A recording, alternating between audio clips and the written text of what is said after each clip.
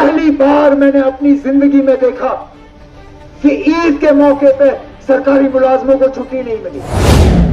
ये बीजेपी के लोग ये क्या जाने ना हमारे ऊपर क्या गुजरती है। जब हम वो वीडियो देखते हैं जुमा की नमाज में सजदा करते हुए नमाजी को जो है लात से जो है मारा जाता है। यहाँ वो लोग भी हैं जो जीतने के लिए इलेक्शन नहीं लड़ रहे, वोट को तकसीम करने के लिए इलेक्शन लड़ रहे। मुझे अफसोस होता है, गुलाम नबी आजाद साहब मेरे वालिद के दोस्त रहे। एक बार नहीं 2 बार फारूक अब्दुल्ला साहब ने उनको राज्यसभा पहुंचाया। कौन सा ओहदा था जो कांग्रेस ने उन्हें नहीं दिया? कौन सी जिम्मेदारी थी जो कांग्रेस ने उन्हें नहीं दी? मुल्क के लीडरों में गिने जाते थे। रामपुर जिले में 10 असेंबली हल्के हैं। जरा पूछिए इन पार्टी वालों से, इन 10 हल्कों में से कहीं एक इन्होंने जलसा किया?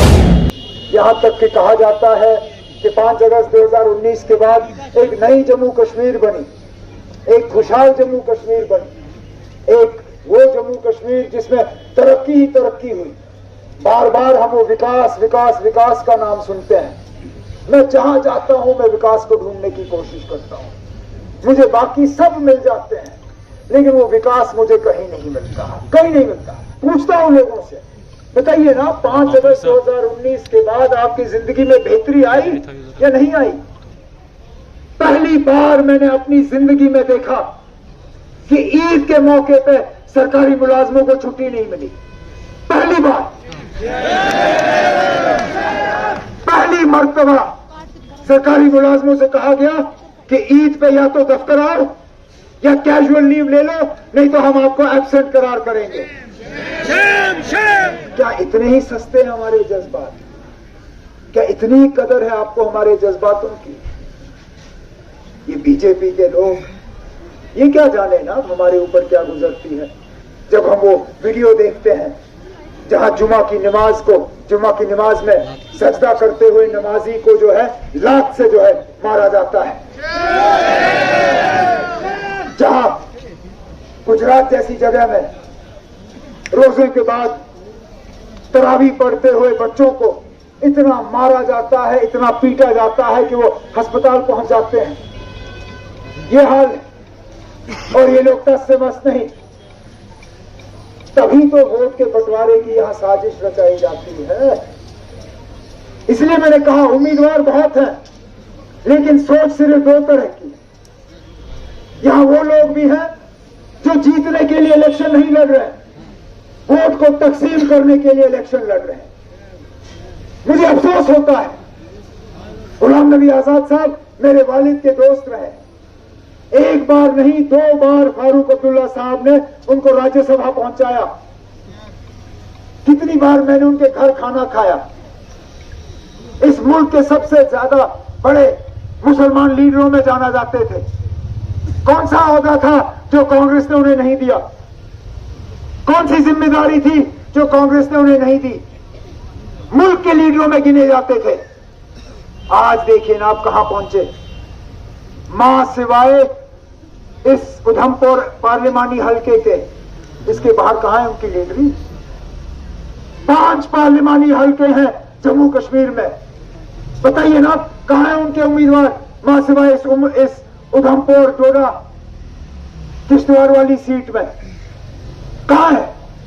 क्या जम्मू से उनका उम्मीदवार उतरा? नहीं उठा। क्या अनंतनाग से उठा? नहीं उठा। क्या श्रीनगर से उठा? नहीं उठा। बारामूला से उठा? नहीं उठा। अगर उठा तो सिर्फ यहां उधमपुर की सीट से। क्यों? अच्छा जनाब, हम जब इलेक्शन में कैंपेन करते हैं तो कोई इलाका छोड़ते हैं? कोई इलाका नहीं छोड़ते ना। मैंने इलेक्शन लड़े हैं। उधमपुर जिले में 10 असेंबली हल्के हैं।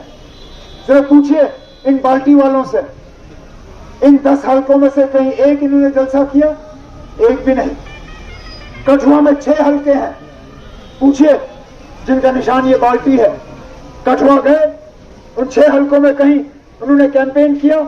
कहीं पर भी नहीं। यहां तक कि मैं कहता हूं रामबन भी नहीं गए। रामबन तक इन्होंने तकरीर नहीं की। क्यों? क्योंकि बीजेपी को नुकसान नहीं पहुंचाना चाहते। इसका सीधा सीधा मतलब है ना, ये लोग जीतने के लिए इलेक्शन नहीं लड़ रहे हैं, सिर्फ वोट को तकसीम करने के लिए लड़ रहे हैं, और ये वोट तकसीम होना हमारे लिए बहुत भारी साबित होगा। इससे पहले बीजेपी आए, इन्होंने हमारी आईन, हमारा झंडा, हमारी पहचान, हमारी शनाख्त, हमारी इज्जत, हमारा वकार, सारा कुछ तहस नहस किया। इस बार आएंगे, पता नहीं मुल्क के आईन को क्या करेंगे पता नहीं आगे। और ये जनाब, अगर हमने आज गलती की, अगले 5 साल तक हम उस गलती को दुरुस्त नहीं कर पाएंगे। मुझे कोई गिला नहीं होता अगर आज की हुई गलती हम कल दुरुस्त कर पाते, लेकिन ये जो हम फैसला कर रहे हैं, ये अगले 5 साल के लिए हमें फैसला करना है। इसलिए मेहरबानी करके सोच समझ के फैसला करिए। देखिए कि बीजेपी के आने से फायदा हुआ या नुकसान हुआ। देखिए अगर दोबारा आएंगे नुकसान है या खतरा है। और अगर आपको मेरी बात में जरा सा भी सच लगा, मेहरबानी करके 19 तारीख को अपने वोट को जाया मत होने दें। नेशनल कॉन्फ्रेंस ने सोच समझ के ये इलेक्शन नहीं लड़ा। करने के लिए तो हम भी मैदान में ये उम्मीदवार उतारते, लेकिन हमारा यहाँ पे उम्मीदवार उतारना बीजेपी को फायदेमंद साबित होता, और इसलिए हमने कहा हम इलेक्शन में उम्मीदवार उतारेंगे नहीं। हम इंडिया अलायंस के उम्मीदवार को और कांग्रेस के उम्मीदवार को यहां से कामयाब कराएंगे। इस बात के बावजूद कि यहां हमारी तंजीम में कोई कमजोरी नहीं है, उम्मीदवारों की कोई कमी नहीं है। हम चाहते तो लड़ते, लेकिन उस लड़ने का हमें खमियाजा भुगतना पड़ता, जम्मू कश्मीर को खमियाजा भुगतना पड़ता, जिसके लिए हम तैयार नहीं थे।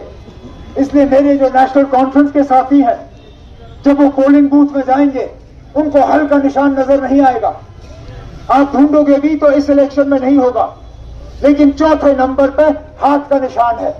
आप इस बार समझ लीजिए कि हाथ और हल जो है वो एक ही निशान है।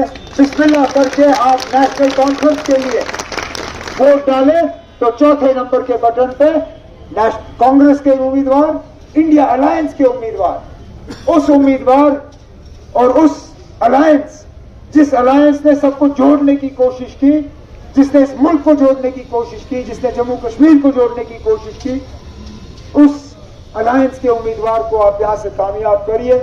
उसके बाद इंशाल्लाह, क्योंकि पहले ही अब इशारा मिल गया है हमें कि अगस्त सितंबर में दोबारा यहाँ असेंबली के इलेक्शन होंगे। वो इलेक्शन जिनको हम इंतजार करते करते अब हमें 8 साल से ज्यादा हो गए। 10 साल पहले यहाँ असेंबली के इलेक्शन हुए थे, 10 साल के बाद दोबारा होने जा रहे हैं। इंशाल्लाह उससे पहले हमें दोबारा मुलाकात का मौका जो है वो हासिल होगा। लेकिन आज इस उम्मीद के साथ कि डोडा के लोग जो है सोच समझ के अपने वोट का इस्तेमाल करेंगे 19 तारीख को, मैं इस मौके पे आप सबसे इजाजत चाहता हूं इन्हीं अल्फाजों के साथ। बहुत बहुत